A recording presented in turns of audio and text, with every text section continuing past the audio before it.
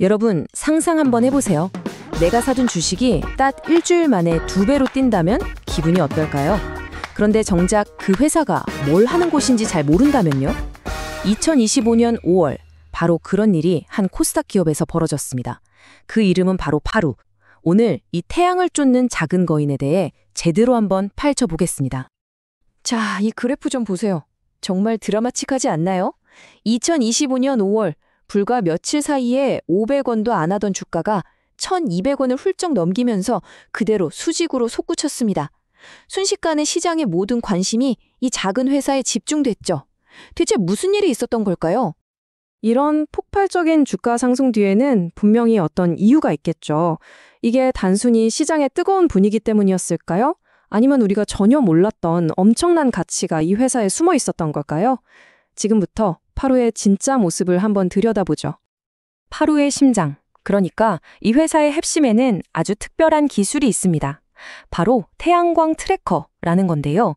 이름만 들어서는 조금 생소하게 들리실 수도 있겠네요.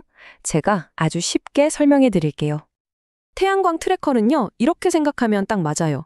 태양광 패널을 위한 스마트 해바라기. 우리 해바라기가 하루 종일 해를 따라서 고개를 이렇게 돌리잖아요. 이 트래커가 바로 그 역할을 하는 겁니다.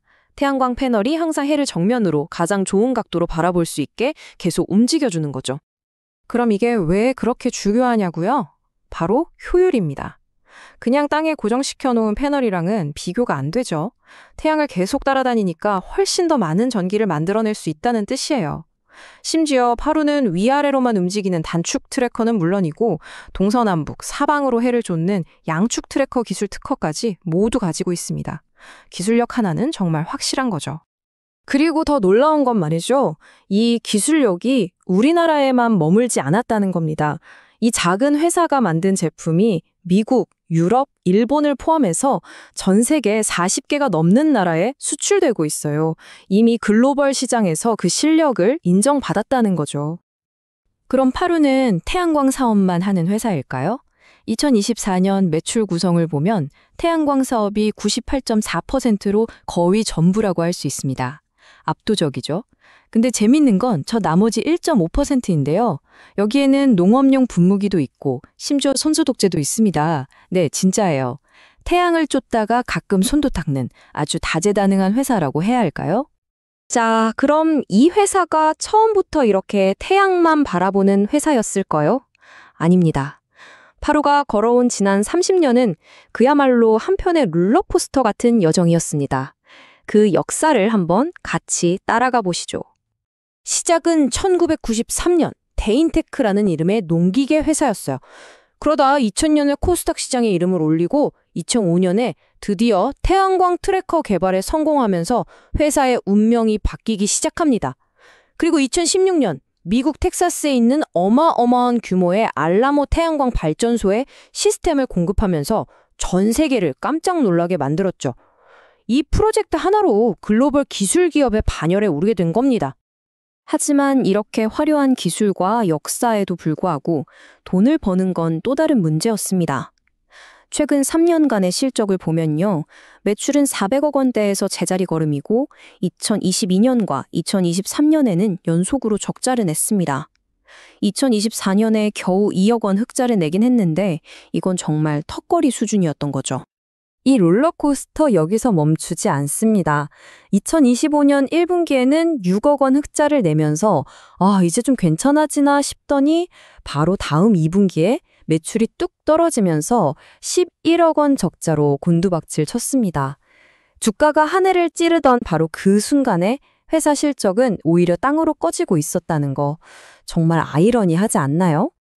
자, 그럼 다시 처음에 그 질문으로 돌아가 보겠습니다. 회사 실적은 이 모양이었는데 주가는 왜 그렇게 하늘 높은 줄 모르고 치솟았던 걸까요? 2025년 5월의 미스터리, 그 비밀을 지금부터 풀어보겠습니다. 알고 보니 2가지 외부 요인이 만든 퍼펙트 스톰이었습니다. 첫째, 우리나라에서 햇빛연금 같은 농촌 태양광 지원 정책이 더 커질 거라는 기대감이 시장에 퍼졌고요. 둘째, 미국이 중국산 태양광 제품에 높은 관세를 매기면서 그럼 한국 기업들이 이득 보겠네? 하는 전망이 나온 거죠. 이 2가지 호재가 타이밍 좋게 딱 맞물린 겁니다. 이때 나온 뉴스 헤드라인을 보면 모든 게 설명됩니다. 주가 급등은 파루가 갑자기 돈을 잘 벌어서가 아니라 외부 환경과 시장의 기대감이 만들어낸 결과였던 거죠. 투자자들이 파루의 기술력을 보고 미래 정책의 최대 수혜주는 바로 여기다. 이렇게 점찍고 몰려들었던 겁니다. 자, 그럼 앞으로가 중요하겠죠? 이런 외부 요인으로 뜬 주가는 그냥 거품일까요? 아니면 파루가 정말 엄청난 기회를 잡은 걸까요? 이 회사가 가진 강점과 약점, 기회와 위협 요인을 하나씩 냉정하게 짚어보겠습니다. 뭐니뭐니 해도 파루의 가장 강력한 무기는 역시 기술력입니다. 다른 회사가 쉽게 따라하기 힘든 독자적인 기술, 100개가 넘는 특허, 그리고 미국 알라모 프로젝트 같은 성공 경험은 돈 주고도 살 수 없는 엄청난 자산이죠. 하지만 동전의 뒷면처럼 치명적인 약점도 있습니다. 바로 규모입니다. 연 매출 400억 원의 직원은 33명. 솔직히 말해서 이 체급으로는 아주 큰 프로젝트를 따내거나 미래를 위해 연구개발에 막대한 돈을 쏟아붓기가 현실적으로 버겁습니다.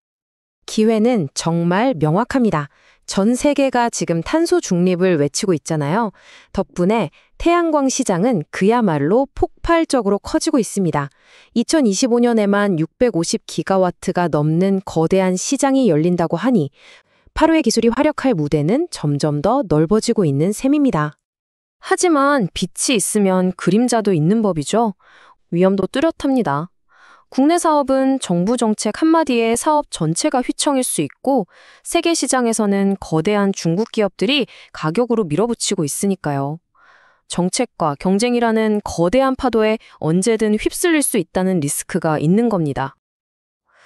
그리고 주가가 왜 그렇게 롤러코스터를 탔는지 이 지분 구조를 보면 어느 정도 힌트를 얻을 수 있습니다. 개인 투자자 비중이 무려 72%가 넘죠. 큰 손인 기관 투자자가 적다 보니 작은 뉴스 하나에도 주가가 크게 출렁이는 경향이 있는 겁니다. 한마디로 작은 바람에도 배가 크게 흔들리는 구조라는 거죠. 재무제표를 보면 이 회사의 성격이 딱 드러납니다. 한마디로 하이 리스크, 하이 리턴이죠. 회사가 버는 돈에 비해 주가가 어떤지 보는 PER은 적자라서 아예 계산도 안 되고요. 자기 돈으로 돈을 얼마나 잘 버나 보는 ROE는 오히려 마이너스입니다. 당연히 주주들에게 돌아가는 배당도 없죠. 결국 안정성보다는 미래의 회사가 확 살아날 거라는 이 턴어라운드 하나에 모든 기대를 거는 투자자들이 주목하는 기업인 셈입니다. 자, 그래서 결론은 뭘까요? 파루는 이 독보적인 기술력을 무기로 거대한 시장의 기회를 잡아낼 숨은 보석일까요? 아니면 그저 정책과 경쟁이라는 거센 파도 앞에서 힘없이 흔들리는 작은 조각배에 불과할까요? 이 기업에 대한 여러분의 생각을 댓글로 남겨주세요. 투자는 항상 신중하게 접근해야 하고 그 결정과 책임은 여러분 각자에게 있습니다. 다음 시간에 더 흥미로운 이야기로 다시 찾아뵙겠습니다. 감사합니다.